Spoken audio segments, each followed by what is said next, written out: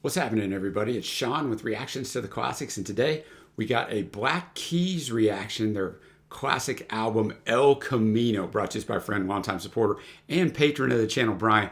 Brian also has an excellent YouTube channel. If you like our content here, you're going to like his. I'll put a link at the bottom in the description. Go check that out when you're done with this video.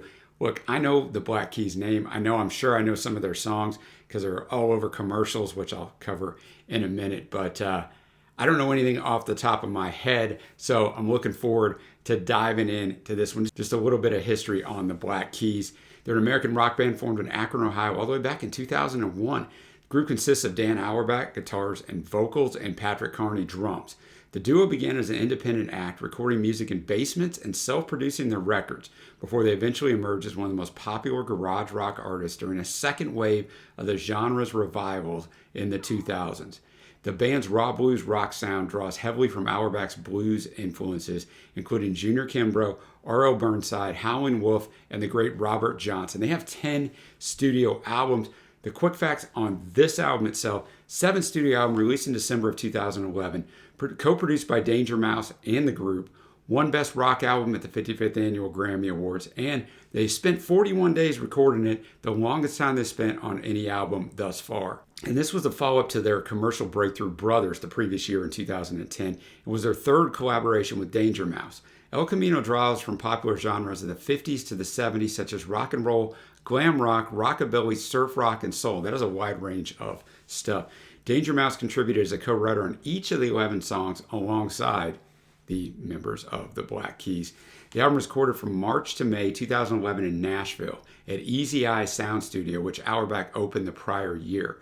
The band approached writing and recording differently than on previous albums, as they entered into the studio without having written any material, with the exception of the lyrics to Little Black Submarines, which Auerbach and Danger Mouse had pre-written, and they deliberated longer on each of the songs how to structure them than they had in the past. After struggling to translate the slower songs from the previous album Brothers to a live setting, they wrote more up-tempo, hook-laden tracks for this album. Each day the band began from scratch, and in Auerbach's words, quote, brainstormed until we had songs, and we did a song every 2 days or so. The material was then refined over several days, and after arrangements were agreed upon, the group quickly finished the recording the songs, often in just 1 or 2 takes, but that's because they'd put in all this homework beforehand, right? Each song was recorded in a live take of guitar and drums before overdubs were added. This was done to give the music what Auerbach called, quote, the human element, that live feel. Similarly, the group did not play to a click track, despite a tendency to speed up during choruses to keep a natural feel in the performance, which is rare in the live setting in the recording studio. The album's cover art depicts a minivan similar to one the group toured in early in their career, but in an inside joke, they named the record after the El Camino muscle car. Carney spoke of how the success of Brothers impacted the follow-up record. He said, for me, there were physical jitters about everything that was going on. Seeing how big the shows were getting, feeling like people were paying attention, kind of made me anxious. I think that's part of the reason El Camino songs are so fast. I think we just wanted to muscle through it.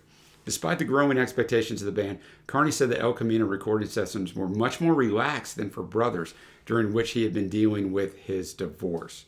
The album received positive reviews from critics. It was ranked by many publications as one of the year's best. It debuted at number 2 on the Billboard 200 in the U.S. and reached the top 5 of the album charts in Australia, Canada, Belgium, and New Zealand. Certified multi-platinum in the U.S., Australia, Canada, and New Zealand, as well as in the United Kingdom, France, and Ireland. Carney explained the album's direction. After the first 3 or 4 songs were recorded, it kind of became apparent that they were all rooted in this early rock and roll feel. It was around that time that we decided to make a whole album that was built around that. The band cited several older acts as musical influences on the album, including The Clash, The Cramps, T-Rex, Johnny Brunette, The Ramones, The Beatles, Sweet, and The Cars. Also a wide range of influences there. Metacritic 84 out of 100, NME 7 out of 10, Pitchfork 7.4 out of 10. Mojo called it the 6th best album of 2012, even though it was released in 2011. Rolling Stone ranked it as the 12th best album of 2011. As I mentioned earlier, all tracks written by Dan Auerbach, Patrick Carney, and Danger Mouse. Let's dive in, guys. But before we start, just a little FYI, if you've never watched our stuff before, the music will not be in the video because it will get blocked. But there's a Vimeo link below where you can watch along, listen to all the music with me. If you just want to know what I think, hang around here. We're going to start out with Lonely Boy. Lead single is accompanied by a popular one-shot music video of a man dancing and lip-syncing the lyrics. The funny thing about that is they'd already spent all this money, the record company did, on this fancy video for it. And then the Black Keys decided just to shoot it this way. And that was the one that was released and became viral. Became one of the group's most successful singles, topped several rock radio charts, including the alternative songs and rock charts in the US, and the alternative rock and active rock charts in Canada. On the singles chart, it was the group's highest charting song in several countries, peaking at 64 on the Billboard Hot 100, 2 in Australia and 33 in Canada. At the 55th Annual Grammy Awards, it won awards for Best Rock Performance and Best Rock Song, also receiving a nomination for Record of the Year. According to Auerbach, the guitar riff was inspired by Johnny Burnett's cover of Train Kept a Rollin'. Readers of Rolling Stone voted it the third best song of 2011 in an end-of-year poll. And according to Aircheck, Lonely Boy was the most played song on Australian radio in 2012. I'll have the lyrics up as always. Thanks again, Brian. Lonely Boy, I'll tell you, man, amazingly, I've never heard this song. Now, I wasn't listening to the radio in 2011, but even if I was here in the States, it only went to 64, but I just figured I would know this song, but I actually don't. But it's fantastic, man. The guitar work by Auerbach is next level. The backing vocals, Lisa Hans, Heather Rigdon, and Ashley Wilkinson really adds to this song. I mean, most of you, I'm sure they're watching like, how could you have never heard this dude? That you all know what it's about, but he starts out, well, I'm so above you and it's plain to see, but I came to love you anyway. So he's recognized, he's telling Skirl, look, I'm better than you, but I'm here anyway. So you pull my heart out and I don't mind bleeding. Anytime, any old time you keep me waiting. And the chorus, oh, I got a love that keeps me waiting. I'm a lonely boy, I'm a lonely boy. She keeps him waiting for whatever that is. You can probably fill in the blanks and assume what that might be. The mama kept her, but the daddy left her. And that's what he's saying he should have done. So just an incredibly catchy song, obviously, but the musicianship is fantastic. Now we'll move on to the second track, Dead and Gone. Dead and Gone, another great tune on here. Danger Mouse actually playing the keyboards on this. He's playing the bass on the last song, so he's going to jump in here, I think, on all these songs and fill in the gaps wherever they need it. But the drumming work was fantastic, especially at the start by Patrick, and then Dan's guitar work was great. I mean, the song is this girl stringing him along, but they do the little na, and at the start and at the end to kind of make it just catchy in your ear. There's not a lot to the lyrics. So long, why you waiting so long after every single word is said? I'm feeling dead and gone. Along you drag me along. The chorus, I go anywhere you go, all the way. And he tells him, don't call me, I'll call you. But he calls her anyway to tell her he's sorry for whatever he's done. He probably doesn't even know what he's done. A lot of us have been in these types of relationships, but enjoyed that one. Now we'll go to the second most streamed song on this album by a long shot, but I didn't mention this at the start. I'll stop here for a second. Just say I read when I was reading a lot of stuff about this, Dan was saying they didn't put this on streaming back in 2011. They didn't release it that way because he said what they would make on it, they couldn't afford to live because they still weren't like over, remember? They only had one really hit album, Brothers, right before this, and this is their 7th album, so they're around for a long time without making much money, hence the minivan on the cover that they drove around in, or one similar that they drove around in. So this wasn't on streaming when it came out, so I don't think you got nearly the amount of streams you would have, obviously, if it was. But that said, the song by far, right under Lonely Boy, is the most streamed song. Gold on the Ceiling, second single, topped the U.S. Alternative Songs chart and the Canadian Alternative Rock and Active Rock charts. 94 on the Billboard Top 100, 34 on the Australian, and 51 on the Canadian charts. Certified platinum in Australia and Canada. These songs are all so quick moving, man. Gold on the Ceiling could be about heroin, could be about drug addiction, could be about sex addiction. That's kind of what a lot of people think that I've read. But Down in the Waves, she screams again, roar at the door, my mind can't take much more. I can never drown in, and they want to get my gold on the ceiling. I ain't blind, just a matter of time before you steal it. It's all right. Ain't no garden my high. I did not know this, not well versed in heroin injection, but when heroin is injected into an artery, it is projected back out. In this case, it's onto the ceiling. This also means that the user doesn't get their high. Whether that's what that part's about or not, I think it might just be metaphorically holding up some other sort of addiction. Could be sex addiction, or his addiction to just hooking up with different girls. It could be something totally different. These songs they're so catchy. The guitar work, above all, is just fantastic. Danger Mouse is in on the bass work again on this, but man, the songs are just so catchy. This song was used in everything back in the day. In the NCAA men's basketball tournament, it was used in the UK for an advert for the Indian beer Cobra. It's also used in the TV series NCIS, the TV series Veep. It was an MLB The Show video game. In the theatrical trailer for the campaign movie, it was everywhere. It's in the Summer Olympics. So that thing was everywhere. And they talked about that, how they licensed their songs everywhere because they were having a hard time making a living, right? So they licensed them so they could make some extra coins. So you can't blame them for that. But then they worried they were going to get oversaturated. But you got to do what you got to do. Now we move on to Little Black Submarines. Fourth single, begins as a quiet acoustic ballad before transitioning to a loud hard rock arrangement in the second half.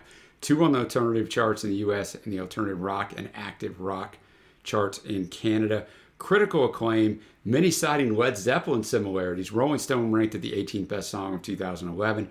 The band recorded it 4 or 5 different ways before playing it in a sparse acoustic arrangement. The group had a louder version of the song, but since they felt it, quote, wasn't completely working, they spliced it after the acoustic version to create a mix with 2 contrasting sections. According to Patrick, the harder rock second half was the first time the band had played that arrangement. He said, quote, the whole ending is the first take we played, just figuring out what we're doing and riffing on that idea. That's why that part of the album feels the loosest. It's how Dan and I play. It's live in the studio, just guitar and drums with the instruments bleeding into each other.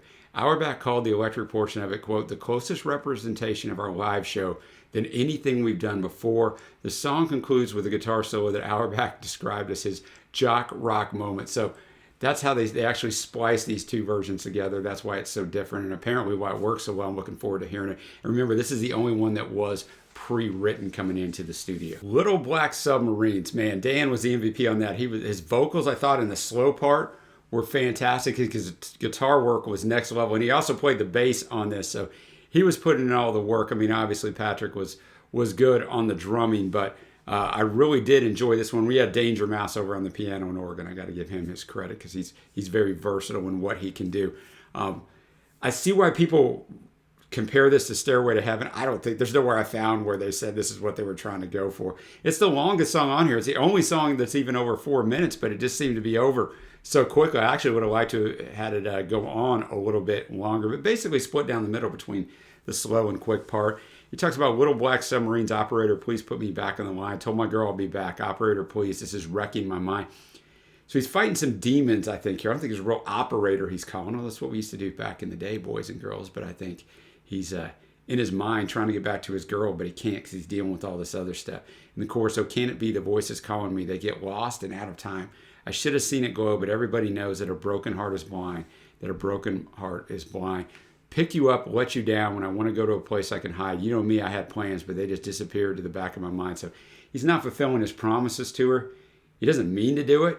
He's just fighting these things. And then verse 3 where it picks up, stolen friends and disease. So he's lost a friend. So maybe that's part of the reason why he's out of it. But so far, my favorite track, just awfully, awfully good. Now we go to the 5th track, Moneymaker. And if you like all the research I give on this channel, you're going to be disappointed because the rest of the way, there's nothing on any of these songs. If you're like, dude, would you just shut up? I want to hear the music. You're going to get your wish the rest of the way. Moneymaker, that one's just a jam, right? That guitar riff is fantastic. Just sticks in the head.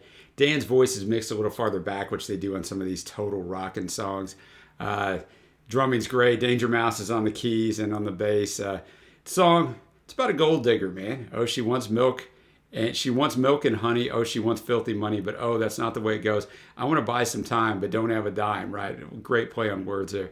Hey, my, she's a money maker. She's going to take you way down. She's bound to break you now. She's a money maker. So watch out for those girls or those guys, because there's on both sides of them. But she's just she's out for the money, and he doesn't have any, and at least he recognizes. So hopefully he runs away. But just a good jam there. Like I said, that guitar riff is stuck in my head. Under 3 minutes, exactly what it needed to be. Now we're on to Run Right Back. Run Right Back. I mean, there's a theme here. The guitar works fantastic. There's kind of a theme on the lyrics too.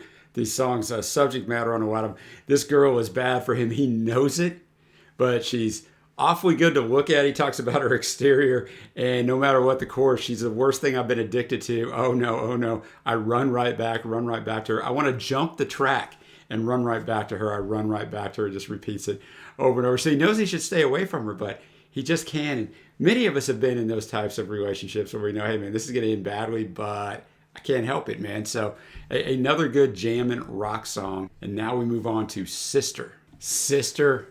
The keys on here by Danger Mouse, quite nice. And obviously the guitar work and drumming is always fantastic. Dan's guitar work is great. He's writing to this girl. Now, this girl may be a former lover of his that's kind of messed him over, or it might just be a friend of his, because in the chorus, Sister, Sister, even if she was a former lover, he's kind of separated himself from her and been like, what did they do to you? Because he's basically talking about, in the start, wake up, you're going to wake up to nothing, break up, the breakup is coming. When your heart is hollow, another pill to swallow. And then the chorus, Sister, Sister, what did they do to you? Did they take and try to break a heart that long? It's so wrong. So this girl's very damaged. She can't get over what happened to her. And he's trying to tell her, until you do that, you're never going to have another relationship. And he's wondering, like, what did they do to you? So very catchy. The guitar work, as I said, always, the keys are great. Just, this is just a great rock album, which I guess is why it won the Grammy. Think what you like of the Grammys. Now we'll move on to Hell of a Season. Hell of a Season. Highlight was the bass work on that by Danger Mouse and the keyboards at the start. All these songs have great guitar work, and there's a theme here too. Like, he knows this girl is wrong for him, but he's going to be with her anyways. It's a hell of a season. Give me more of a reason to be with you. Say you'll be better. I'll keep waiting forever. You know I do. No, I do. Even though I don't know, I'm pretending that I do. It's my curse I can reverse. I'm still here waiting. I'm still waiting here for you. So a lot of themes on like bad relationships on here, knowing they're bad, but you can't get out of it. Probably my least favorite song, although it's not a bad song, just, something's got to be the least favorite song. We got 3 songs left. We got Stop, Stop, Stop, Stop. Danger Mouse killing it on the bass once again on here. The same theme, right? It's a little more catchy than some of the other songs have been lately, but, he knows he shouldn't be with her. You got to stop, stop, can't you hear me call? And singing, stop, stop it, girl, you got to stop, stop, can't you see me fall? I hounded you forever, but you never saw this love was so strong it should have been against the law. But you tear me apart, then act so warm, like being cooled by the rain in the eye of the storm. So she's tearing him apart. She's got to stop doing it. But my man is still around. So something happened to these boys. One of these boys, both of these boys, I know there's breakups and divorces, that they just can't they can't get through. Now we'll go to the penultimate track, Nova Baby. Nova Baby. Some nice keyboard work in here. I really did enjoy this one. It's a tale of the girl left him because she didn't know what she wanted. He gave her his best, and she even in the chorus, it talks about all your enemies smile when you fall. You take it because you don't know what you want. You don't know what you want. All this love of mine, all my precious time, you waste it because you don't know what you want. You don't know what you want. I mean, I've been in relationships like this, obviously a very long time ago. I've been married, been with my wife for over 27 years. But back in the day when you treat the girl well and everything's going fine, and then she's like, yeah, it's not you. I just don't know what I want. What do you mean? And then she's not happy outside the relationship or inside the relationship. That's kind of where my man is at here, but he just can't help it. He said, the dream you told me, this empty heart you left me with, the ribbon on my parting gift, I'm falling hard for every yard of the dream you sold me. So some nice lyricism on her as well. I enjoyed it. Now we're up to the final track, Mind Eraser. Mind Eraser, I think an excellent pick for the final track in the way they sequenced this album, just because it kind of had everything on here that this whole album is built up. You had great guitar work, you had the backing vocals, a little bit anthemic here. Danger Mouse once again on the bass and keys. Same theme of a broken relationship. When I need to replace her, I am the mind eraser. Anything goes, yeah, anything goes. Got this sin in her brain, but she ain't gonna see me again. This I know, but oh, deep down, I can't let go. Oh, don't let it be over, and just kind of goes on with that. So he doesn't want it to be over. He's the mind eraser there. You got to think about something else, do something else to get her off your mind, but she comes back on that mind. And now we're going to get to my favorite tracks. It's going to be very heavy front-loaded for me, even though I thought all the songs were very consistent. Honorable mention going to be Nova Baby and Dead and Gone. My faves, Lonely Boy, Gold on the Ceiling, and my very favorite is Little Black Submarines. I really like the dichotomy there. Now we get to my overall score for the album. Great musicianship on here. Dan's guitar work is fantastic. Patrick's drums, I didn't mention it enough. Really, really good. And then Danger Mouse might as well be the third member because he played bass and keyboards on every single song. So really, really great instrumentation. 11 songs, 38 minutes. It actually feels longer to me, which, because the songs are very similar. The theme is, man, they've been messed over, right? It's broken relationships, and usually the guy's on the short end of the stick on most of them, which, I mean, their guys are going to write from that perspective. That's how I would write. So did enjoy it. Nothing I didn't enjoy about the album. It just, the songs are very similar, which you're going to get on a rock album. But for me, I love rock music. So for me, this is going to be an 8.0 out of 10 on first listen. If you like rock music, you definitely need to give this a listen if you didn't on the Vimeo link. Thank you to Brian for bringing this one. Really appreciate it. Now I know the Black Keys. At least I know a little bit of it. Let me know, guys, what your favorites are below, and anything else I should check out. Should I check out the previous album, Brothers? I'm thinking I probably should. But thanks to Brian and all the patrons who support us and make this thing happen. We couldn't do it without them, guys. If you'd like to support us in any way, check out the Patreon link below or the Patreon link on the end screen. Until next time, guys, I will see you.